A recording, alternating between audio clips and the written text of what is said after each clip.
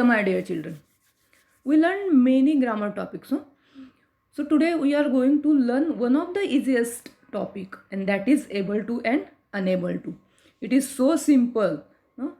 And if in the question paper they will ask about the able to and unable to, you surely can get the out of marks. That means if they ask for the 1 marks this question, you get 1 out of 1 marks.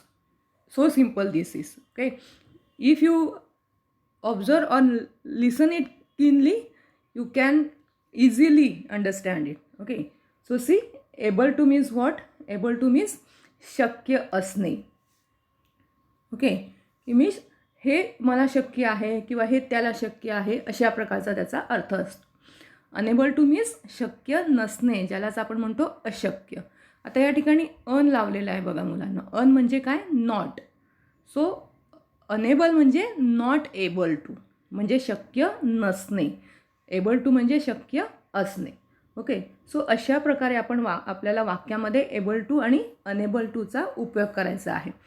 So हे उपयोग करत असताना वाक्यामध्ये काय changes करायचे आहे आणि कशा प्रकारे एबल टूचा आणि अनेबल टूचा वापर करायचा आहे हे आपण आज बघणार आहोत. सो सुरुवातीला आपण एबल टू वाक्यामध्ये कशा प्रकारे वापरायचं, काय काय चेंजेस करायचे ते बघूया. ओके, सो एबल टू म्हणजे तुम्हाला सांगितलेलं आहे की शक्य असणे. सो जेव्हा आपल्याला एबल टू वापरायचं आहे तेव्हा दिलेलं जे काही वाक्य आहे त्यामध्ये शुअरली कॅन किंवा कुड वापरलेलं असतं. ओके, नीट लक्षात घ्या की जेव्हा आपल्याला एबल टू हे वापरायला सांगितलेलं असतं तेव्हा वाक्यामध्ये, दिलेल्या वाक्यामध्ये कॅन वापरलेलं असतं किंवा कुड वापरलेलं असतं.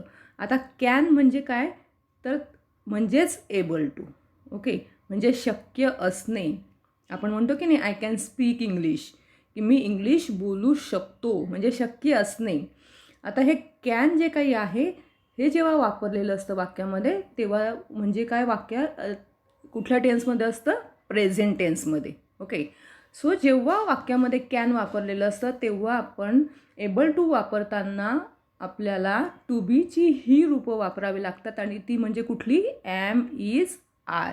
ओके, आपण ग्रामर शिकताना खूप वेगवेगळ्या टॉपिकमध्ये शिकलेलो आहोत की टू बीची रूपं कशी वापरायची आहे आणि टू बीची रूपं प्रेझेंट टेन्समध्ये, पास्ट टेन्समध्ये, फ्युचर टेन्समध्ये कुठली कुठली आहेत हे आजपर्यंत आपण अनेक वेळा बघितलेलं आहे आणि ते तुमचं पाठ झालेलं आहे.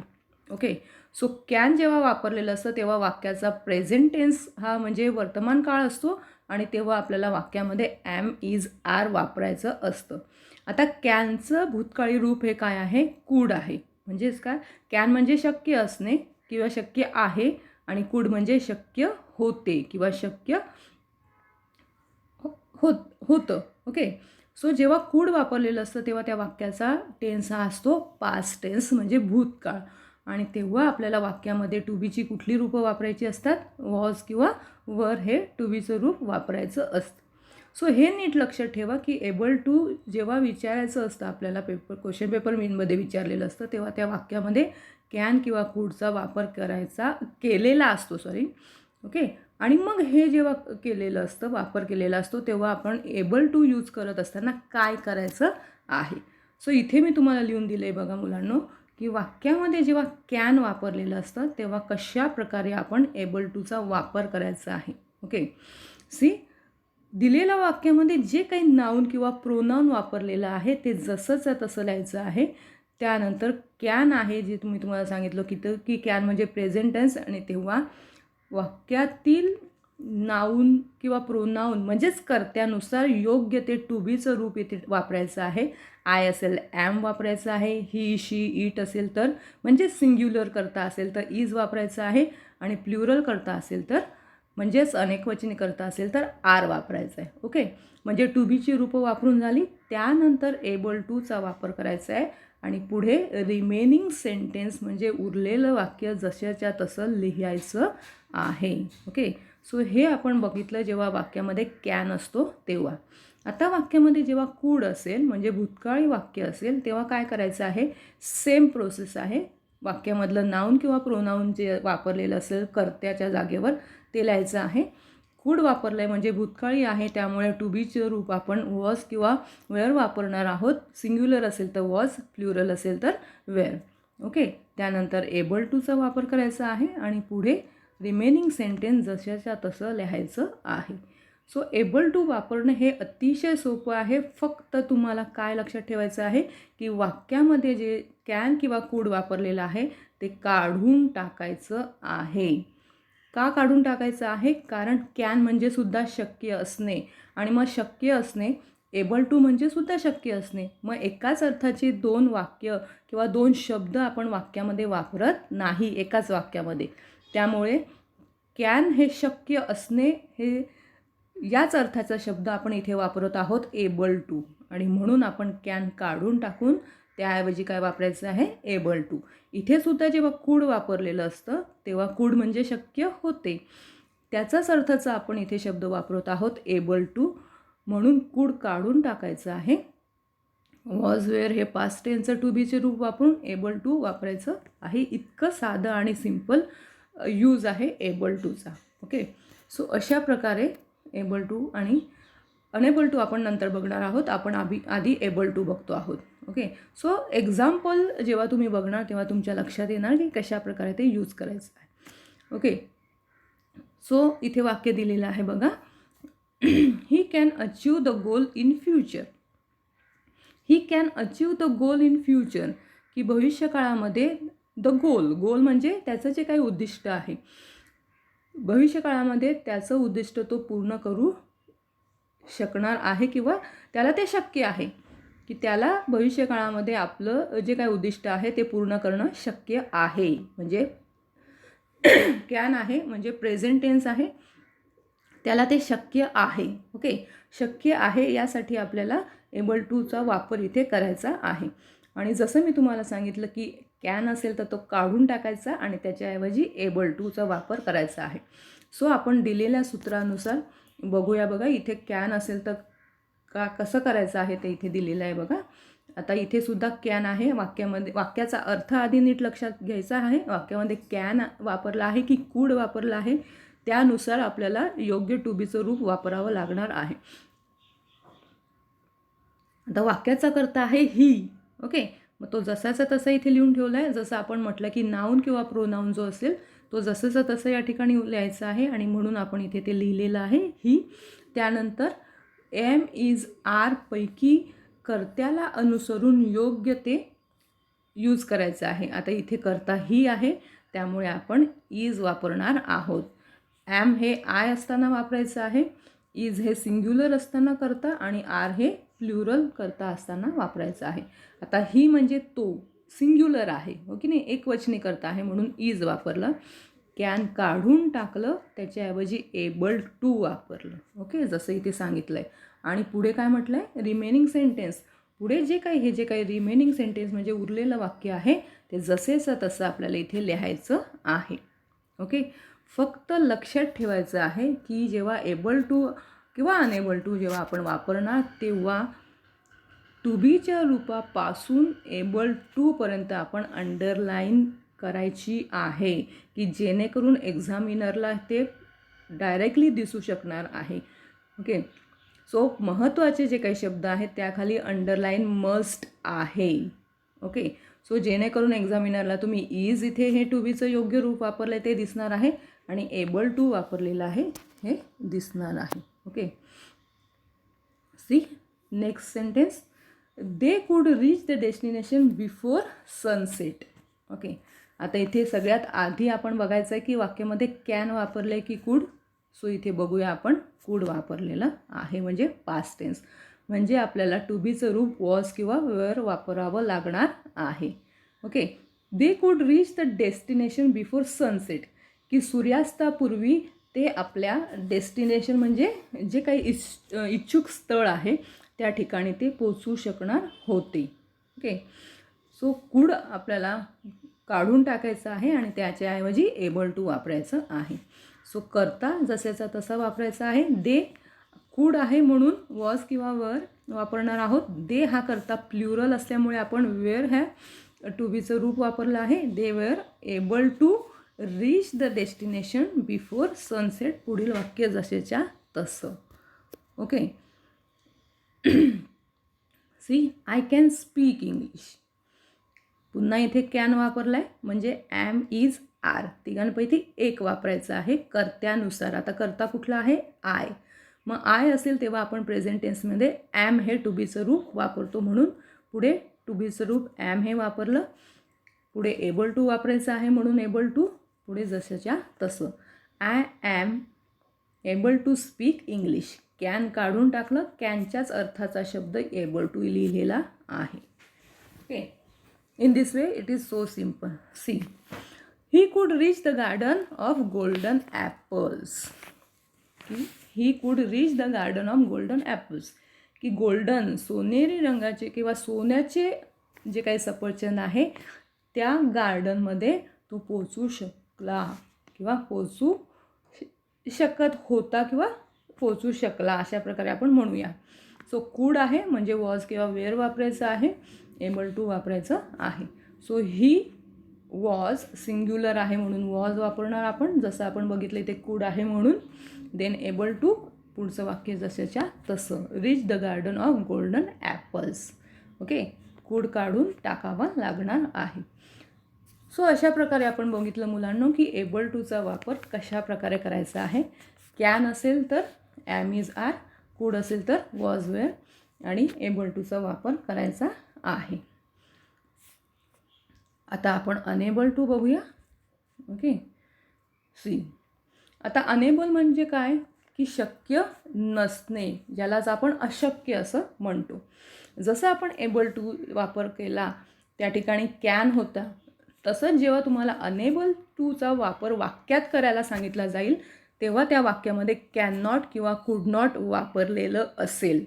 लक्षात ठेवा मुलांना, कॅन नॉट म्हणजे शक्य नसणे आणि कुड नॉट म्हणजे शक्य नव्हतं. ओके, सो सेम आहे, फक्त एबल टू म्हणजे कॅन आणि कुड, पण अनेबल टू म्हणजे कॅन नॉट आणि कुड नॉट. जसं मी तुम्हाला म्हटलं की अन या शब्दाचा अर्थ काय आहे? Not. Okay, so not able टूच्या ऐवजी आपण काय वापरतो? पूर्ण अनेबल टू, अशा प्रकारे त्याचा अर्थ आपण वापरत असतो. सो जसं एबल टू वापरायचं आहे तसंच या ठिकाणी कॅन नॉट जर असेल म्हणजेच तुम्हाला अनेबल वापरायचं, जेव्हा वापरायला सांगितलं जाईल तेव्हा त्या वाक्यामध्ये कॅन नॉट किंवा कुड नॉट वापरलेलं असेल ऑलरेडी.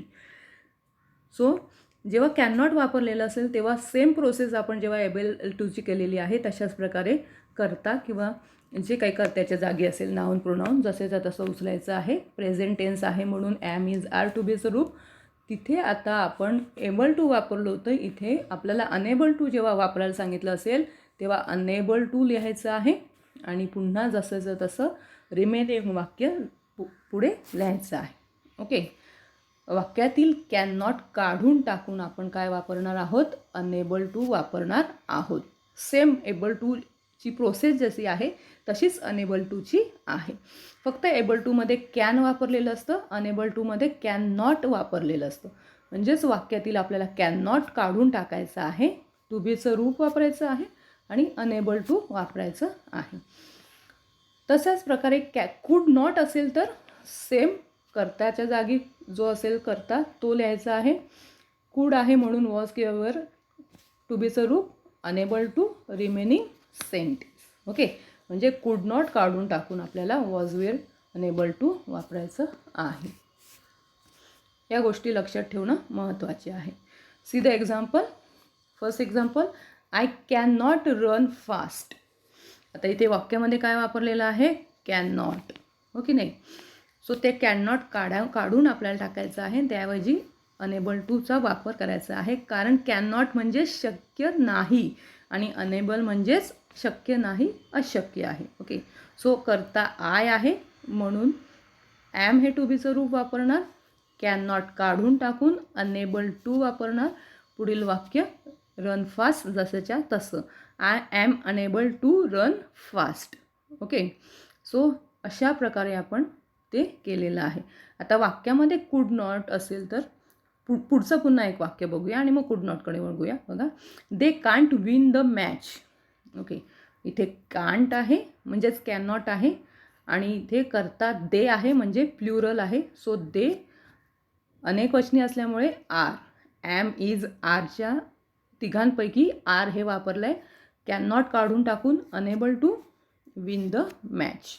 ओके, तशाच प्रकारे कूड असेल तर काय करायचं आहे वाक्यामध्ये, बघायचं आहे आधी कॅन आहे की कूड आहे. कूड आहे. ओके, कूड नॉट आहे, म्हणजेच कर्ता उई आहे, जसाचा तसा लिहायचा आहे. प्ल्युरल आहे म्हणून वेअर लिहायचं आहे.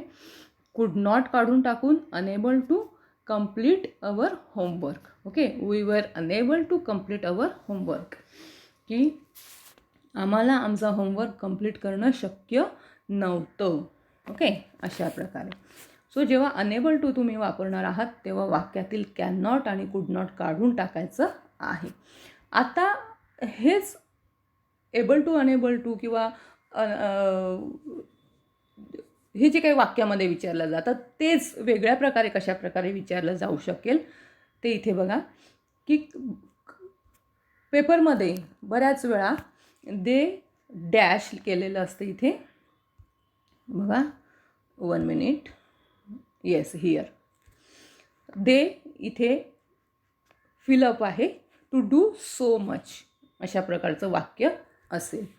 इथे तुम्हाला डॅश दिलेली आहे, त्या ठिकाणी तुम्ही योग्य शब्दांचा वापर करायचा आहे. आणि ब्रॅकेटमध्ये लिहिलेलं असेल यूज वेअर अनेबल टू आणि वॉज अनेबल टू, म्हणजे वेअर अनेबल टू किंवा वॉज अनेबल टू मधील योग्य शब्द तुम्हाला या ठिकाणी यूज करायचा आहे रिकाम्या जागेमध्ये. मग तेव्हा तुम्ही काय बघणार आहात, की वाक्याचा कर्ता बघणार आहात. वाक्याचा कर्ता कुठला आहे, दे, म्हणजेच प्ल्युरल आहे, अनेकवचनी आहे. ओके, मग अनेकवचनी असल्यामुळे इथे वॉज वापरू का आपण, नाही, तर वॉज वापरणार नाही. तर काय वापरणार आपण, सॉरी, इथे वेअर आहे. ओके, इथे काय वापरणार आपण, वॉज वापरणार नाही तर वेअर वापरणार आहोत. So were unable to, they were unable to do so much. Okay, तशाच प्रकारे इथे दॅट डे आय, इथे फिलअप आहे to give the beggar. Okay, use were unable to, was unable to, same.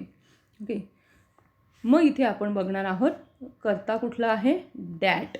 That day I. Okay, I हा कर्ता असल्यामुळे त्याला अनुसरून आपण योग्य ते टू बीचं रूप वापरायचं आहे. मग वॉज वापरणार की वेअर वापरणार, सो आय आहे म्हणून वॉज वापरणार, वॉज अनेबल टू, अशा प्रकारे ते फिलअप्स येणार आहे. सो तुम्हाला वाक्यामध्ये ते वापरलं जाईल किंवा फिलअपच्या दृष्टीने सुद्धा ते वापरायला सांगितलं जाईल. सो तुम्ही आधी कर्ता बघणं महत्त्वाचं आहे. सो मुलांना मला असं वाटतं की एबल टू यूज करणं तुम्हाला आता कळलं असेल आणि अनेबल टू सुद्धा यूज करणं कळलं असेल. आता हेच प्रश्न आपल्याला थोडं वेगळ्या स्वरूपामध्ये सुद्धा विचारले जाऊ शकतात. मग ते कशा प्रकारे विचारले जाऊ शकतात हे आपण इथे बघूया.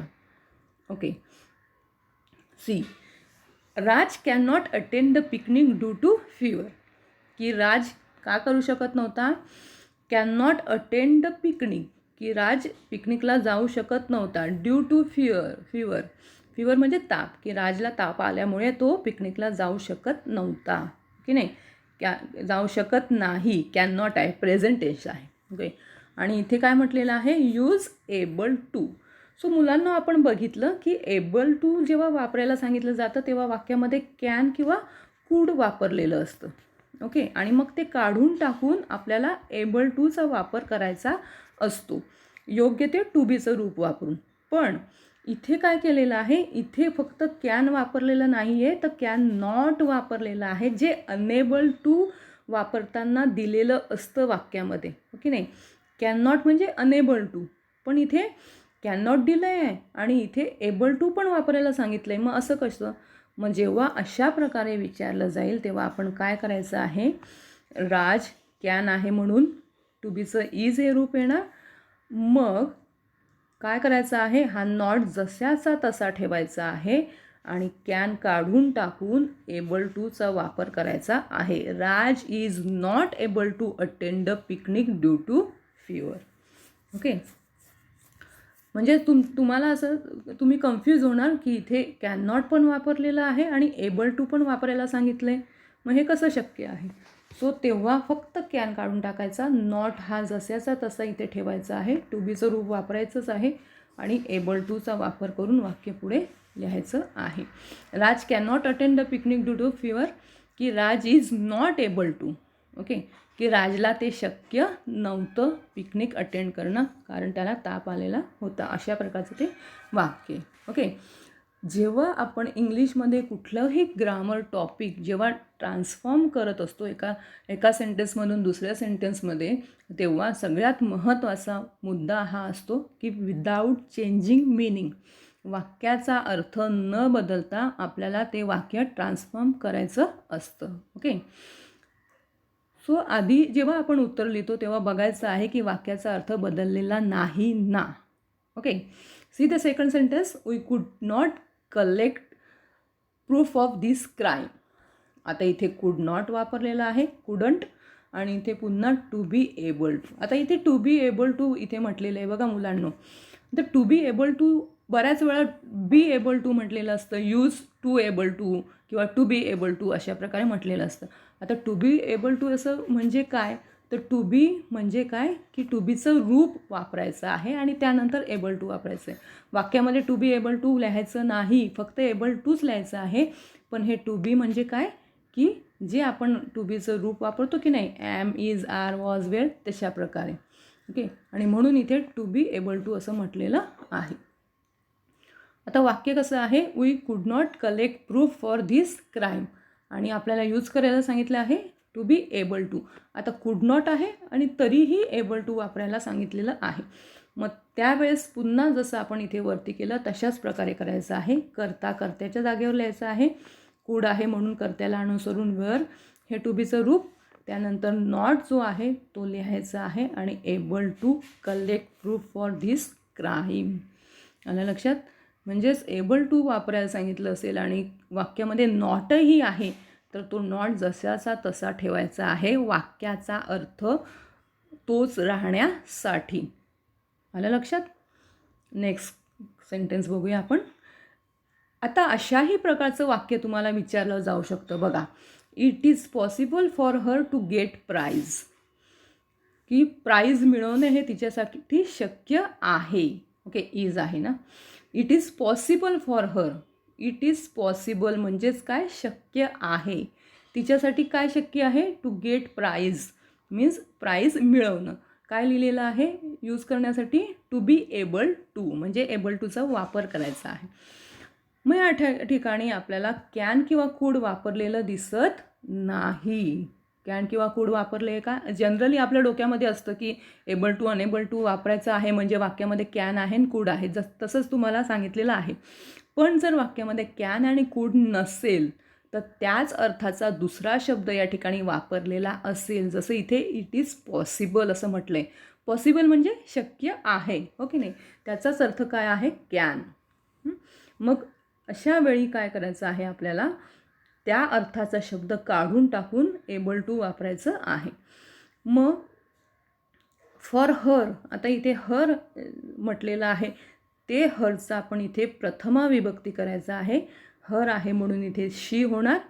इज हा कर्ता ऑलरेडी वापरलेला आहे, टू बीचं रूप, ते इथे आपण जसंचा तसं वापरायचं आहे. वर्ब, कर्ता नाही वर्ब.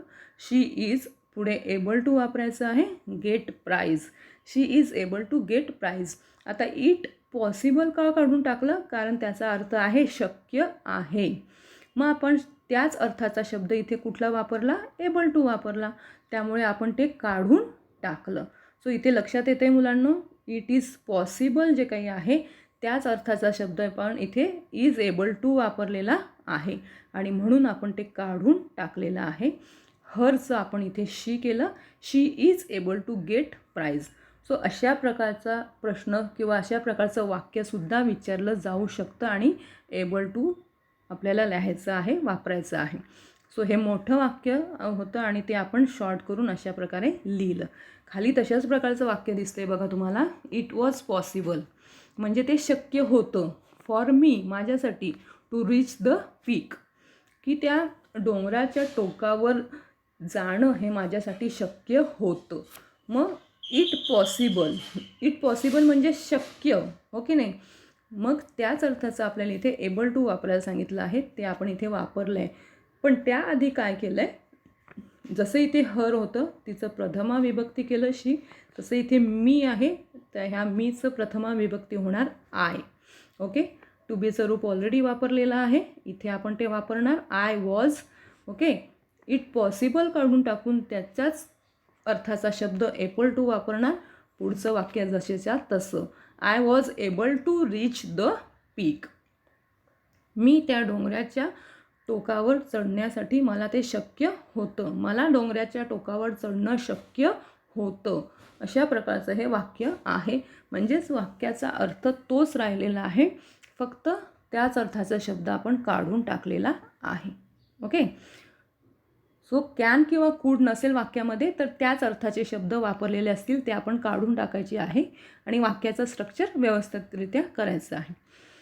बऱ्याच वेळा आता कशा प्रकारे अजून कन्फ्युजिंग सेंटेन्स तुम्हाला विचारलं जातं बघा.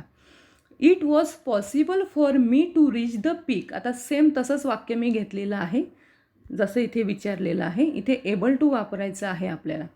आता इथे मी तेच वाक्य घेतलेलं आहे आणि अनेबल टू वापरायचं आहे आपल्याला. आता ह्या वाक्याचा अर्थ काय मी सांगितला होता तुम्हाला. It was possible for me to reach the peak. डोंगराच्या टोकावर जाणं मला शक्य होतं. ओके, पॉसिबल म्हणजे शक्य होतं. इथे नॉट वापरला आहे का? नाही.